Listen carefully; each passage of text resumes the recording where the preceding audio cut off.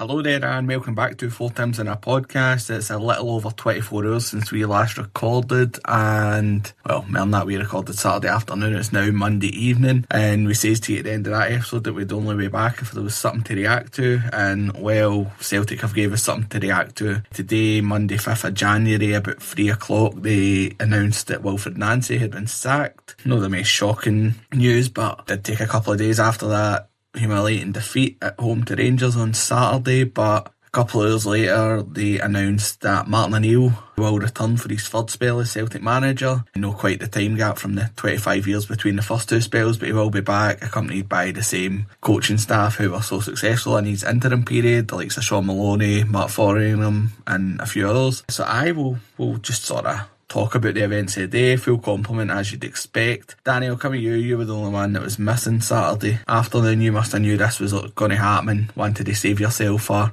a real reflection on the weekend now that it has finally ended and Celtic have a new manager and, well, no new manager, a manager who was there 6 weeks ago and is now back, and I think that sort of just says how poorly Celtic got their permanent manager replacement there. And I'm coming to you first as well because you put a tweet out today and I thought people were celebrating this today. I think you I can't mind the exact tweet you put out, but it was something to the effect that nobody won in this situation, everybody lost, and I think this has been a really damaging 33 days or 37 days, whatever it was, that Nancy was there. The club's hit rock bottom. We've had to sack our second manager of the season. We've not even played a game in the Scottish Cup yet, and it seems to me that they've hung Nancy and Tisdale out to dry when it was Nicholson and Desmond that were leading the charge, telling everybody how good the manager Nancy is when he got the job a month ago. I feel heartsick for Nancy. I can't lie, I feel very sorry for him. I genuinely think he was a striker away for at least winning instead of losing 6 out of 8. I think he'd have won at least 6 out of 8 with a striker. But he didn't have it, and you know what? He was too stubborn in his tactical approach to the game, and all it took was a slight tweak in the midfield on Saturday, and we went from blowing that mob away to couldn't get the ball off them. So he had to go. I take no delight in that. He had to go. I would like to have seen him get a full window to bring his own players in, see what he can do. But I seen a tweet on Saturday and I can't remember the boy's name, and I've actually spent a couple of days looking for it and I can't find it. So I don't know if he's deleted it or no, but if the boy's listening, I'm sorry I can't remember your name. But he said, and this is exactly how I feel about it, was who knows, in a year's time we might be looking back going, thank fuck we stuck with Nancy, look how good we are now. But the reality is at Celtic you just don't have that time. And that summed it up for me, because there were spells like Saturday where you think, God, this mob, but they're there for taking, we should have scored 4 or 5 here. But too many times it was the same old mistakes and same kind of lack of protection for the back three or the back one or whatever it was. And that 90 minutes on Saturday, I know I wasn't on, I don't want to go it too much, but that summed up the whole 8-game spell. Should have been out of sight at half time. Then nobody managed to tackle in the box. Then we can't take a throw in. And then the keeper threw one in. So it kind of summed every game up for Nancy inside 90 minutes, and he's away. And good luck to him wherever he goes. I'm sure he'll find his feet again. He'll probably get another job soon. He'll get a lot of sympathy. Folk will turn and say he should have got more time, and he'll probably use that to his advantage when he gets into his next job. I'm sure he'll last longer than 33 days. But it's rock bottom for Celtic. And folk are celebrating, we've got Martin O'Neill back. Just the optics here is having to chase a 73-year-old guy who left previously to come back again, and folk just think because he's bringing back Fotheringham, Maloney or everyone's got to be rosy in the garden again, but suddenly Celtic's price to win the league's nearly just about halved in the last 45 minutes. It's still the same group of players that let Brendan Rodgers down. It's still the same group of players that will throw Wilfried Nancy under the bus, and it's the same group of players that will probably throw O'Neill under the bus provided he doesn't get back. I mean, who we might sign now? Is it just loans? And I know we've got one loan in already. There's rumours that there's an off project coming for Israel. Whether we should be dealing with Israeli clubs or not is a matter that for another episode probably, but that's no great. So has O'Neill got targets? Interestingly, Maloney was pictured at the game with Tisdale at the weekend, so I don't know if Maloney's playing a part in any of the transfer dealings. I don't know, maybe he's got a player or two he's got his eye on. But where do you go for here? I mean, do you just loan a couple of players in, hoping that they provide the difference? You're still going to have Johnny Kenny up there, unable to take a shot, put the ball in the net. You're going to have, it looks like, oh, great, he's bringing back 4 at the back. Oh, wow. But it also means Liam Scales is coming back into the team. So it's still the same group of shite that's there. They still badly need reinforcements. I do think Anil will make them tougher to score against, tougher to beat. You'll probably get a tune out of most of them. They'll work hard. They'll probably work a lot harder. You'll have fucking idiots like McCowan who will actually track back with purpose and not just meander about the pitch whilst his opponents gallop on by him. But I don't see any winners in this. I mean, ultimately, could be Celtic come the end of the season if Anil turns it around again. I mean, he saved the season. He saved the season the last time. So hopefully, if he does that again, then there's still 2 trophies to play for. There's still a European run to be had as well. If we can get a win at home against Utrecht, we're probably as good as through into that playoff round. So there's still a lot to play for, but I just think with a squad it's so weak. And obviously Nancy get fun out with his formation, and Neil will no do that. You'd imagine they'll be tougher to play against, but at the end of the day, it's still the same shite going forward.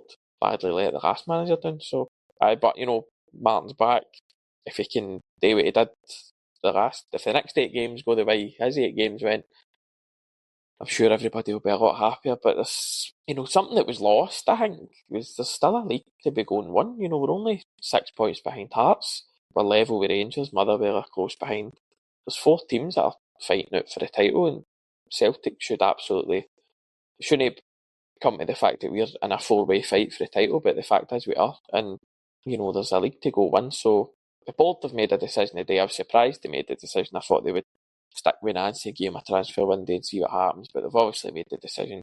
Time will tell if it's... I don't think it's the wrong decision. I don't think it's the wrong decision to bag Nancy. I think he had to go, but time will tell if bringing Neil back's the right one. But who knows? 8 weeks, but not even 8 weeks ago, fucking 4 or 5 weeks ago, we were all on here saying thanks very much, Martin, you've saved the season, and we were asking him to do it again. So hopefully he comes in and can do it again.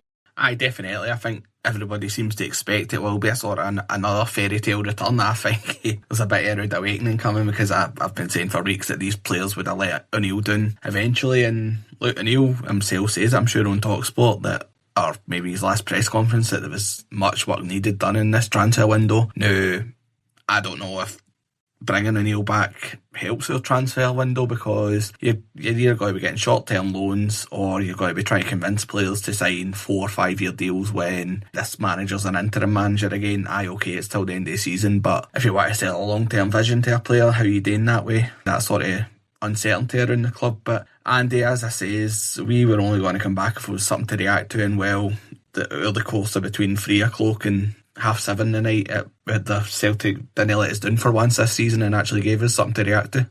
I was going to say I was surprised, but do you know what I'm actually no? I think that I've gave up completely and entirely trying to predict what the fuck this club are going to do and what the fuck the people running it are going to decide to do next and when they're going to decide to do it next, because it's almost as if the full landscape changes every couple of days. There's major decisions made, there's things changing, there's things going on, and it's just fucking impossible to keep up with. But it's bonkers stuff. I mean, I think Danny's spot on when he says there's no real winners here. I know people are buzzing and whatever else, and listen, people are buzzing for 1,000,001 different reasons. Some people just never liked Nancy for the get-go. Some people didn't see it turning round. Some people didn't want O'Neill to leave the first time. There's mirage of different sort of opinions here. But I think most people are probably agreed on that at this moment in time, Nancy had to go for... Ultimately, we all want us to go and win games of football and win the title, and he was never going to do that the way things were at the moment. So that's for the best. But I mean, I think the most important thing here is that we continually shine a light on what got us to this position. Like, the board sat there and completely committed to their structure, the way they ran things, the way all the processes themselves, everything. They said there was nothing wrong with it. It was perfect. Everything was running smooth. They were told they would make an arse of it. They were told they were incompetent, and they've just shown that. Like, we're now in our 4th manager of the season. Nicholson was out a couple of weeks ago shouting about Nancy's getting his full backing in the transfer window. Multiple board members have been caught in conversations giving them their full backing. Desmond's out with statements. Everybody, this is the man we wanted. This is our man. They fucking emptied Brendan Rodgers in a statement. Harmed the club the way they went about it. having Desmond put out fucking stupid statements here after him. Say they've got their man and then decide to bin him in the middle of a fucking transfer window. Also bin Tisdale. Again, everybody agreed he had to go, but the board being the board, doubling down for so long, we're now in the middle of a transfer window. And we've not only binned a manager who's came in and people were hoping it would be a similar situation, that maybe his own knowledge and maybe the players that he knows would he'd be able to bring them in and things would change. But not only has that been fucked out the window, we've also binned the guy who, listen, whether he's good, bad, or indifferent at his job, I think he was fucking hopeless and he fell upwards into that job. He should never have been there. But ultimately, that's the guy who's responsible for our recruitment, and we've binned him in the middle of a window. Now, we're fucking terrible at the best of times, and it's always somebody phone do Dahan. That's how you end up with these countries out of Israel coming into the club, or it's who do we know and it's just this nonsense method of trying to bring in players and improve the club, and that's what we're going to fall into even more so now, because whatever Tisdale's done to this point, he's now fucked at the door. He's another one being emptied. But again, it's their timing for everything. People could have told you way before the derby at the weekend that if this is what was going to happen and we were going to continue with him, then you had to see that through. But the flip-flopped entirely. I think potentially due down to fan pressure. I think they've got wind of how people were feeling and the talk of potential boycotts and everything, and it's probably put a bit of the fear into them. But everything again, it's just so reactionary. Everything, and it's just get a 73-year-old on the phone again and beg him to come up the road. It's just this total nonsense running of a football club. It's a fucking crazy way to do anything. And yet again, I don't know how many times we've ran over the conversations that we're going to now be sat come the summer scrambling about in the dark, totally scrambling about in the dark, because there's no forward planning put into the football club. How can we at this point? There's no way to go about it. You've got a manager in there who told us fucking weeks ago he couldn't wait to get back down south and just chill out and live out his retirement. We binned him to go and get a guy from America that was fucking raving lunatic. Binned him, get back to get the fucking somebody's grand up, and now we're ball deep in a transfer window. We've got one loan in, we've got talk of another loan come in. We'll probably sign some fucking 18-year-old from Norway. And it's just this continual fucking scrambling about in the dark, hoping for the best. And people just, I just can't understand how it ends in any other way other than disaster. I mean, it was already said, listen, Martin O'Neill get results and it was great and he turned things round and he probably get effort out of a lot of players. But the reality was we also weren't very good and we scraped by teams, and I think if we're all open and honest about it, that wasn't sustainable because it wasn't going to be able to continue on that way. When you look at the way some of the games were going and you were dug out by like a McGregor last minute winner out in Paisley and stuff like that, that wasn't sustainable and it wasn't going to carry on. Do I believe that this squad as it stands is going to be good enough to go and win it? No, it's a fucking mess. There's so many players there who just don't cut the grade. They're no good enough. And again, they are back the board to go and have a successful transfer window? No. They are back the board to do anything right? No. Because they've proven and shown us time and time and time again, every single fucking decision they make's the wrong one. It almost feels intentional at this point. As I said, Dan, I don't think some people are coming away with talking about, well, sure, that's us. We're talking about the price of Celtic to win the league and stuff like that, how it's flew in. I don't see it personally at this point in time because do I think we've got a better chance under O'Neill than we do under Nancy? Probably. But do I think it's half the price? No, at this moment in time. And as I say, I've seen nothing to really encourage me that will be the case. I mean, the club are out talking about unity and all the rest of it and how important that is. Well, they've still get fans banned for the grun. They were happy to have X amount of thousand Rangers fans in singing about God knows what, which, listen, that's their right. They can do what the fuck they like. I don't really care. But they'll ban their own fans. They've got still fan media blacklist it because they fucking dared to question the club and the people running the club. Still get them blacklisted. Like, they've got an absolute cheek and an audacity to talk about unity, and they just hope and pray that those heartstrings that they can fucking pull on by bringing in O'Neill just acts as a shield for them again. That's all that they're hoping happens here, because they're just in self-preservation mode. They don't have the best interests of the club at heart. They don't have the future of the club at heart. They just have their own best interests, and their own best interest is keep me in a job to the end of the season. Like, how much fucking money have we now wasted? They want to talk about finances and they need to have a pot and all this money and fucking blah, blah, blah, blah, blah. But they've emptied Rodgers. They've brought in O'Neill and a full backroom staff. They've let Orame go. They've brought in Nancy and a backroom staff. They've now fucking sacked Orame, bringing back O'Neill. Think about all the fucking money that's been wasted during all that. And then I guarantee at the end of the season when that rolls around, Michael Nicholson's not going to fucking turn his bonus away. He'll still get it because not one of them will turn around and say, your performance has been a fucking disgrace. They do not do that. That will not happen. So I think it's, as I say, I don't know where I'm at with it. I think, as I say, we've got a better chance of winning the league with O'Neill, absolutely. But like O'Neill said it himself, I think Dan touched on it there, like he needs the tools. The team's no good enough, the squad's no good enough. There needed a lot of work. The board didn't give some of our most successful managers in recent history the fucking tools to go and improve the club. Do I really believe they're going to give a 73-year-old manager? No, really, no.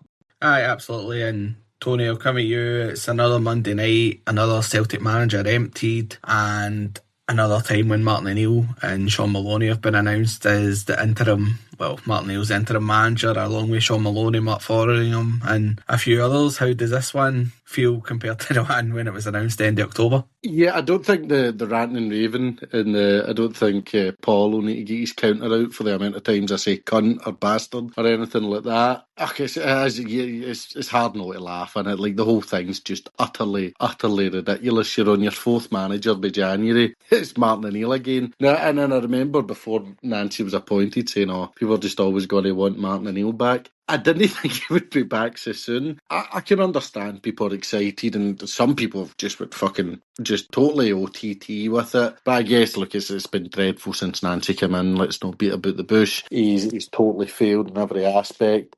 And I think people want something to hang on to, and that's fine. And results will be better under Martin O'Neill. I don't think Martin O'Neill will lose 6 out the next 8 games. I would be surprised if that happens. So I think people think O'Neill's just going to, that's it, we're going to win the league. It's not the way I see it. I'm probably the kind of wrong person to be listening to because I know people are quite happy about this, but it just changed absolutely nothing for me whatsoever. I just think the whole thing's been really embarrassing. I don't know one Celtic fan that wanted Wilfried Nancy at the time. There were so many says we need to keep O'Neill, and this board decided, no, we know best, we'll do it our way. And in 33 days, they've had to go, we've made a rip-roaring cunt of things again. Now, I get people delighted Nancy and Tisdale away, that's fine, but how is Michael Nicholson surviving this? I couldn't believe his name was on the statement for O'Neill. But I need to read a couple of things if you don't mind. I have Michael Nicholson's statement when Wilfried Nancy was announced. So we've been aware of Wilfried and his quality of work for some time. He was our number one candidate when we began the process of appointing a new manager, and we're delighted that he has agreed to join the club. And then if I just go to Dermot Desmond's statement when he came out against Brendan Rodgers, and he says, let's just have a look. What has failed recently was not due to our structure or model, but to one individual's desire for self-preservation at the expense of others. If you're telling me that your process and structure and model has led to Wilfried Nancy being your number one target for the managerial job at Celtic, and you've had to bag him after 8 games, that would tell me that your structure and your model is one heap of absolute shite, Dermot. But again, it's very easy to get through his statement for that time and kind of disprove certain aspects of it. So yeah, look, it's just a mess. I feel a bit sorry for Nancy. I've said that. I know people think he's this horrible, arrogant French cunt. I just know the way I see it. I wish the guy well. I think he was set up for failure, to be totally honest. Nobody wanted him. Second, he lost to Hearts. It was get O'Neill back, and then for then he didn't help himself. He's not a very good manager. I think we can safely say that. He'll never get the job the size of Celtic again. That's for sure. But just to continue Nicholson's statement when he was signed, I know he's hugely excited about this opportunity to be a part of Celtic's future. Wasn't a very long future. But we'll give Wilfried every support to face the challenges ahead. No, you won't. You'll empty him 5 days into the window when he's only had one loan. With our aim has always been to deliver the success for the club, which our supporters deserve this season and beyond. And of course, Dermot Desmond, this is what he says. In appointing Wilfried to Celtic, we believe we have brought a hugely talented manager to the club. He's a man who absolutely understands the demands at Celtic.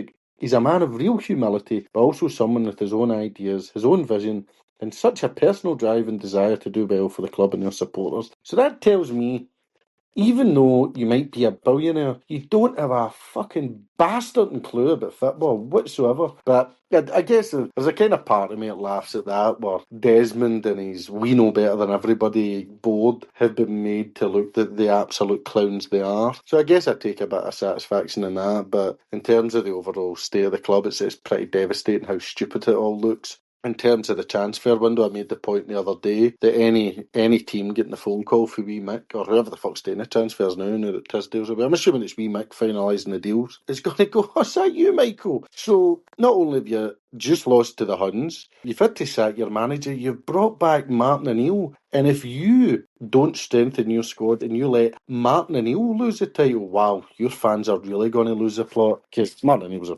a lot more kind of loved than Nancy. Martin O'Neill loses 10 games in a row. Nobody's going to be singing for him to get to fuck. They're going to turn on the players on the board. Martin's untouchable as far as I can see. So now the pressure's ramped up. And if I was dealing with Celtic, I'd go, fuck, you let Martin O'Neill down and you let Martin O'Neill get embarrassed in this league. Whoa, your fans are going to be at the door again, and there's going to be a lot many of them. That'll be another couple of million for you, Mike. Go and give Desmond a phone and get back to us. So I think you put yourself again in a very difficult situation. Or you go down the road where you just phone clubs and go, "Look, can see you've got a guy that hasn't played for 6 months. Can we have him, please?" And maybe you go down that road. Or you go and deal with the Israelis, which is kind of on brand for Celtic. But no, I think this is my take, right? And this is, I understand this is me going against the grain. And now I also concede that I have been extremely miserable about Celtic, and maybe I'm blinded by that. I don't think this is going to work, the second interim spell for O'Neill. I think it's going to be extremely difficult for him. I know he had that great kind of 8 games.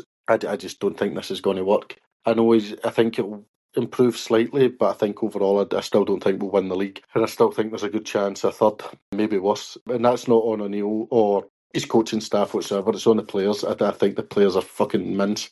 And I don't think we've learned anything for the last window. So why was Tisdale not emptied long before this? Why is he gone now? Is that to kind of paint the picture that he brought Nancy himself, I suppose, and that's it, we've got rid of all evils? For me, I think we were actually heading towards a boycott for Saturday for a lot of people. A lot of people will probably change that now and go back because Martin O'Neill's there. But good thing is I still know loads of people that aren't going back, which is, I think, what we need to drive the actual change that matters. I always says Nancy was irrelevant, and I stand by that. I don't think he was the crux of Celtic's problems. I don't think he helped. I think he added to the problems. But the fact that Michael Nicholson has overseen Kyrat, the Brendan Rodgers resignation, he was the CEO when they had that disastrous AGM, letting Martin O'Neill go, bringing Nancy in, losing the League Cup final, battered off the Huns, banning the Green Brigade, bringing Martin O'Neill back, sacking Nancy, and still he sits there. The money we fucked this season, the transfer windows, just the 6 losses already this season, it's incredible. I mean, no matter how much money we spend on any player or how much it costs us to get rid of Nancy, the biggest waste of money at Celtic is the salary we pay Michael Nicholson, because he is, without a doubt, one of the worst CEOs in the world. Just incredibly incompetent. Just no leadership from him at all. He should be out with a statement himself saying, and this is the thing, I've been saying this all season, still can't say we're sorry. Sorry we failed. Sorry we failed. Sorry we made an arse of this. Nobody can come out and say they're sorry. They just don't want to accept anything. It's absolutely incredible. I've seen Brian Wilson. You've got an interim manager, an interim chairman, a fucking useless CEO. I mean, you don't have any structure at all. You don't have a head of football operations. I think there's somebody for Chelsea's come in, but we don't know his role. It's just so bad. It's such a poorly structured club. People say, "Oh, that's over one of the best run clubs in Europe," but one of the fucking worst. By far. I mean, it's just absolutely symbolic stuff. But he came out and says about unity. I mean, sack Nicholson. See if you take the big decision. Go, we're getting rid of Nicholson and Mackay. You'll get unity. That would calm down everything. That would calm down the collective again, etc., etc. I don't think just Martin O'Neill on his own kind of makes everybody feel better. It probably does for a lot of people. It does fucking absolutely nothing for me. I've still no interest in giving Celtic any money or going to see them or going out my way to kind of watch them. It'll be interesting to see who's signing the players. I'm assuming maybe Maloney takes something to do with it. But here's the thing as well. What if Martin O'Neill does win the league? You can't get rid of him. You need to give him the contract for next year. Because if you get rid of him, then a new manager comes in, the second he picks his nose,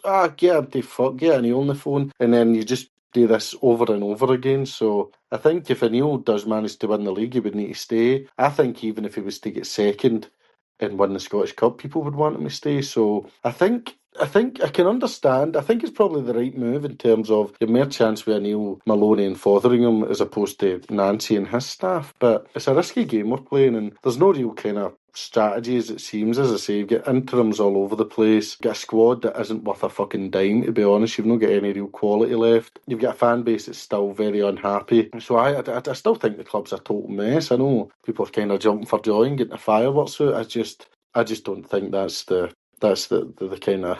I don't think we're out the woods or anywhere near it. But it's going to be interesting. I mean, that's one thing. This season, it's not been boring, that's for sure. It's been extremely interesting. Who knows? Maybe O'Neill will lose a few games and he'll get bagged. We'll bring back somebody else. But no, I mean, the thinking is maybe they get to summer and they just ask Ange. I mean, that seems to be the go-to. Just whoever was your manager previously, just go and ask him. It's just been such a ridiculous season, and how Michael Nicholson's still in the job. I think the collective could now really do with just focusing on him and his quotes. The quotes attributed to him when Nancy was signed, and then the ones after it saying how he was going to back him in January and back him in the window in summer. That makes me think maybe that was his idea, and somebody else says to him, Michael, shut the fuck up. We're not listening to you. We're going to do what we want. He's bagged, and that's it. Here's Martin's back. Because we said before, he's a very weak character, Michael Nicholson, so that wouldn't surprise me. But you want unity.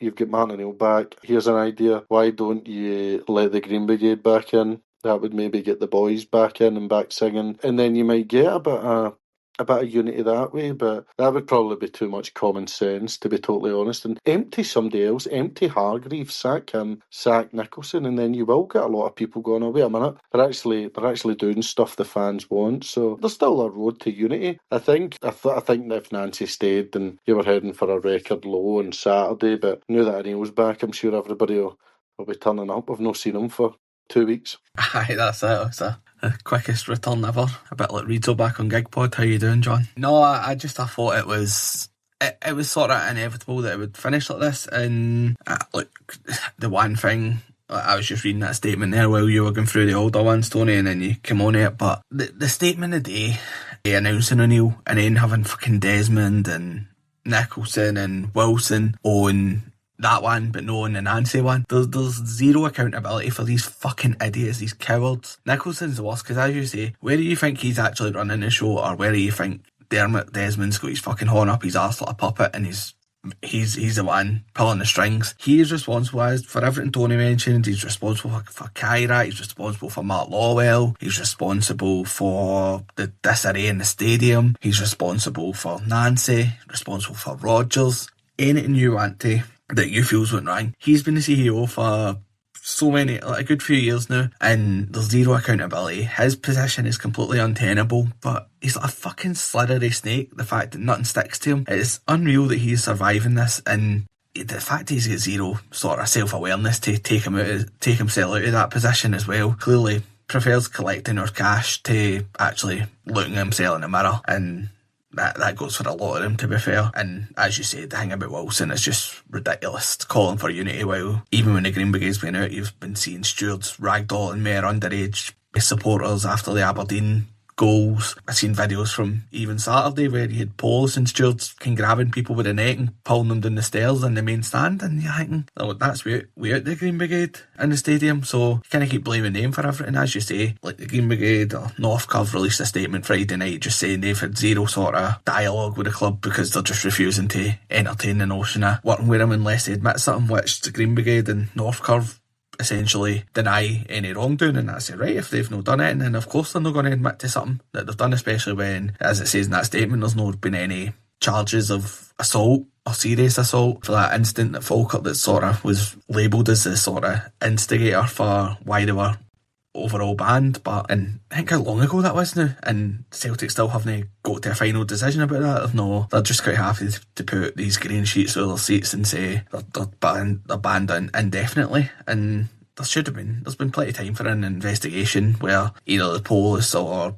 Celtic could have made a final decision on that, and it was Celtic just kick it down the road, and that's a bit like what it feels like what we're doing with the Martin O'Neill thing. And look, I was caught up in it when O'Neill was back here. He completely galvanised the club, in my opinion, and obviously getting 7 wins out of 8 done that as well. Away wins in Europe, good wins at Easter Road, and obviously the semi-final was massive as well. And it could work well, but see, O'Neill's now back and his legacy's intact. He's got to be probably remembered by most as the second best Celtic manager of all time behind Jock Stein, no matter what happens in this final 3-4 months of this season, because even if it does go to shit now, people are just, this is going to turn on the board again, because they've put O'Neill back in this position by, they had 2 ways to go, in my opinion. When they brought him in and he was doing so well, they should have either said, right, the timing that they decided to tell him that was him done and Nancy was coming in was probably one of the worst decisions among a catalogue of errors they've made this season, and that they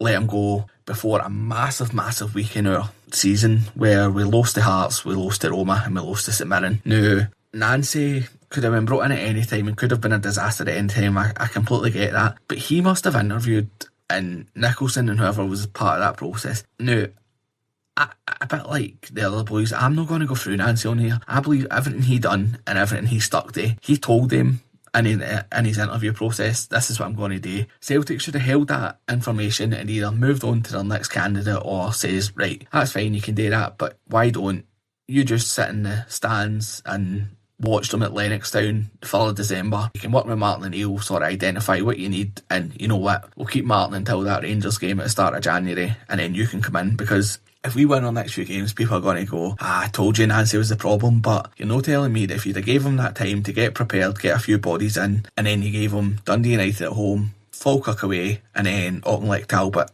away in the Cup, you're not telling me that he would have lost 3 games. Now, I know people might not believe that because of the way everything's panned out, but I even think if Nancy was still there, he wouldn't have lost 3 games. So he would have ultimately gave the team that bit of momentum to carry on. And as one of you says, all you've done now is cost the club more money, because O'Neill's probably quite rightly asking for a bigger wage than whatever he was on before, and Nancy and his backroom team have been paid off as well after fucking 33 days.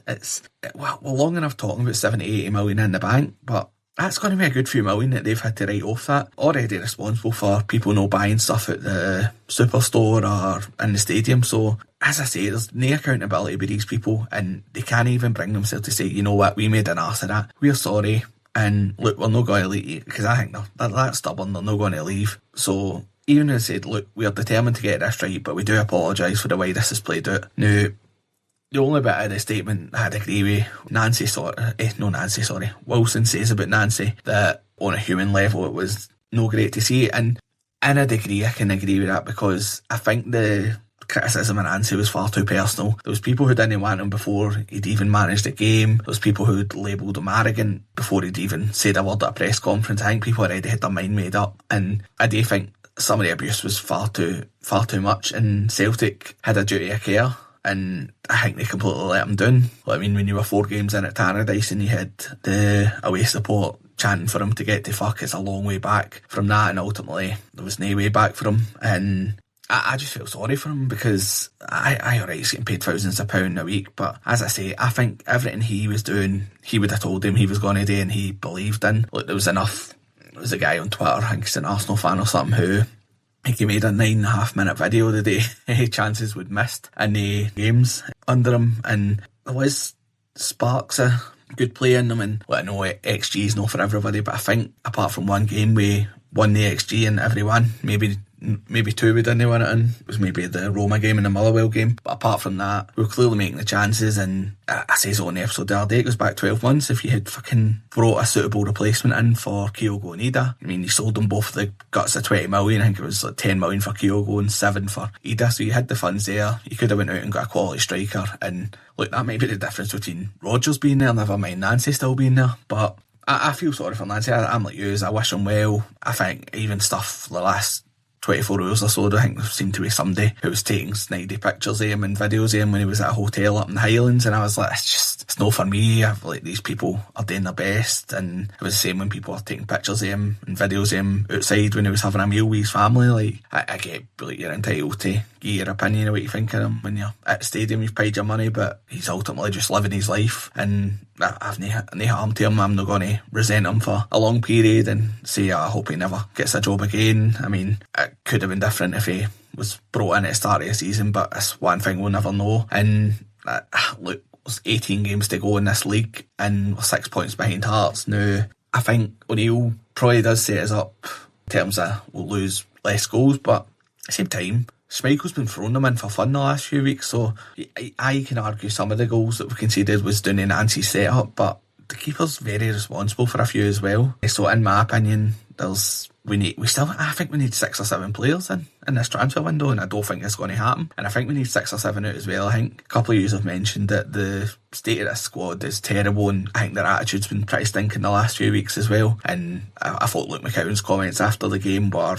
an embarrassment to himself. I think he should be ashamed of essentially throwing the manager to the wolves. And I get he's speaking in the heat of the moment after the game, but for me it was pretty unacceptable what he was saying, and it's not a player that I'd want in my team if that's how much he's going to throw a manager under the bus while he was still in his position. But Danny, I'll come to you. As Tony said, and I think the sort of talk of boycotts will simmer down just because Martin O'Neill's obviously a Celtic legend, and I think he was close to a full house on Saturday as people welcome him back and look to get the season back on track. But is it a case we just sort of need to get on with it from here? As I say, there's 18 league games left, we're 6 points behind Hearts, but Hearts have shown that they're no infallible, and obviously had that Derby defeat a few weeks ago. And if you want to be optimistic, we go to Tynecastle on 25th of January, I think it is. There's a chance to almost immediately cut that gap if we can get going the way we were under O'Neill and his first interim spell. I mean, that's the next kind of big, well, I was going to say it's the next big game, but the next big game's Saturday because we need to start winning again. That'll be listen, the phrase I've spoke there, I can't disagree with much of what you've said. I think the sack the bold stuff was all cut, like when we were losing goals, it was all of a sudden folk were like, oh, sack the bold, sack the bold, sack the bold. As soon as Rangers scored at the weekend, that's all you heard, and you thought, well, there was a bit of after the game, there were scenes, and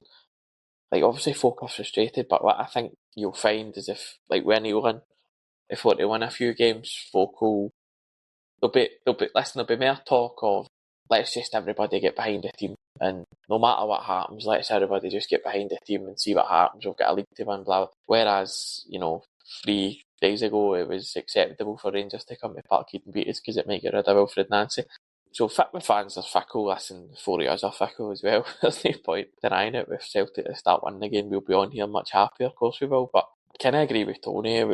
The real change isn't going to come this way. Fans are going to need to, vote with their feet. It's at one point in time, and whether that is an all-out boycott or no, I think it's been heading in that kind of trend for the last 3 or 4 months. I think you'll see, as Tony said earlier, talk of that will kind of shut down the now, whereas maybe it shouldn't know. But that's for everybody to decide. It's everybody's choice. But it'd be interesting to see how the next few weeks go. If O'Neill comes in and gets that bounce that he did the first time, suddenly the season's back on track and everything else. And it's just the timing. I think it was Andy that said it. The timing it's just bizarre. Like I think we all agreed Nancy had to go, but it's like, why would you? Now hindsight's a wonderful thing, obviously, right? But why do you bring a guy in? I think we spoke about this the last time, but why do you bring a guy in who is clearly going to shake things up? Like, surely those who interviewed him knew, he didn't just basically tell them on his first day, oh, by the way, I'm going to play 3-4-3 and do this. Surely he's had to have went through that at an interview process. I think with the Tisdale sack, maybe they are trying to get it out that, oh, by the way, he brought him in, not us. But it's the timing of it. You bring a guy in, and so much so in 33 days, it's been that bad, you need to sack him. There's got to be accountability higher up. This is, again, the third managerial change for the season. We're in the first week of January, and yeah, it's just, I can't. If it was happening to another club, it would be funny, but it's happening to us. It's a disgrace. But hopefully now, just on the park at least, Daniel can steady the team again. I agree with your comments on McCowan. I thought that was out of order, but not really surprised given his attempts to track back at the weekend. Maybe he should backtrack the comments. I'm sure he will. I don't think he'll get away with saying anything like that about O'Neill. I'm sure the captain will be back out and more prominent again. He was a wee bit, I don't know, maybe they called or something, but he was kept indoors the last month or so. So I'm sure the club will magically reset overnight and everything will be rosy again. And we'll have 60,000 packing out Celtic Park to cheer the team on Saturday, I'm sure. Although we're out on Saturday, but I don't think anybody will be going to the game here. I believe you're right, so 59,996, because us four won't be there. But we're over the 45-minute mark again, and I know this was going to be a quick one, but it's yet again we just get talking and can't stop. Just quickly go around the houses. I know we gave predictions. Tony, you sticking with your 4-0 for Saturday, or since St Martin's back, is it going to increase, or has it changed anything for you? I think people have jumped the gun. I'm going to go for one each. Just to be a negative cunt, to be honest. Just being contrary, I suppose. Yeah, I'll go for one each. That's my prediction. I don't think this is going to be like the first time. I hope I'm wrong. I really hope it works out, because everybody loves Martinelli and Maloney, etc., etc. And they were great the first 8 games. But I'll just go for one each, just because obviously the main men are boycotting. Aye. And Andy's just told me he's gone for a 2-1 Celtic win, so a wee bit of nervy one, a bit like the last game with Martin O'Neill's. That was obviously a 1-goal win. Well done, D. Danny, you only own on Saturday, so I'll get you a fresh prediction for Saturday. 2-0 based on how bad Dundee United are. They lost at home to their rivals, Dundee. Shout out Stephen Presley, who's outlasted yet another manager this season, despite nobody believing that he was going to do so. But yeah, I think we'll beat Dundee United 2-0. And it would just be fucking my luck that Scales and Kenny score. In fact, it would sum up Wilfried Nancy at Celtic if they two were to score. We were to score 5 or 6 at the weekend, but I'll stick with 2. I feel like that's what happened. We'll fucking score 6 and only get 0.5 XG or something. The XG will finally catch up on us and do us a favour for once. But I think I'll go for 3-0. Can't remember what it says on Saturday, but I think at that game at Tannadice that we essentially chucked at half time. We should have been out of sight, and if we take our chances, for all his faults, O'Neill did get a few goals out of Johnny Kenny, so I wouldn't be surprised if he'd somehow gets on the score sheet this weekend along with Daizen Maeda, although I know there's a few rumours that he was on a flight somewhere, but we'll leave that in the background now, and hopefully he's back for Saturday. And who'll score the third? I know Tanek could get papped out of AFCON last night, so maybe he'll be back and he'll come off the bench and get the third. But that'll do us for this episode. Big thanks to everybody that took the time to listen to a reaction from Saturday. I know that just went above 5k on YouTube, which is a highlight for us on YouTube this season, so big thanks to anybody that tuned in. And I'm sure they weren't all Celtic fans, but every view counts, and for an audio only podcast, it's decent views for us, so we are happy with that. We're providing a service that at least some of you are enjoying. Hopefully we're back to discussing victories come Sunday or Monday after that Dundee United game, although you'll maybe hear more about our day out than the game, since we'll be out sinking a few pints. But we will be back after that discussing the latest. Maybe there'll be a few transfer rumours going about as well that we can discuss. Make sure you're following Full Times on Podcast on your social media, and make sure you're subscribed on YouTube, Spotify, or wherever you get your podcast, and we'll be back with you next week. Hail, hail.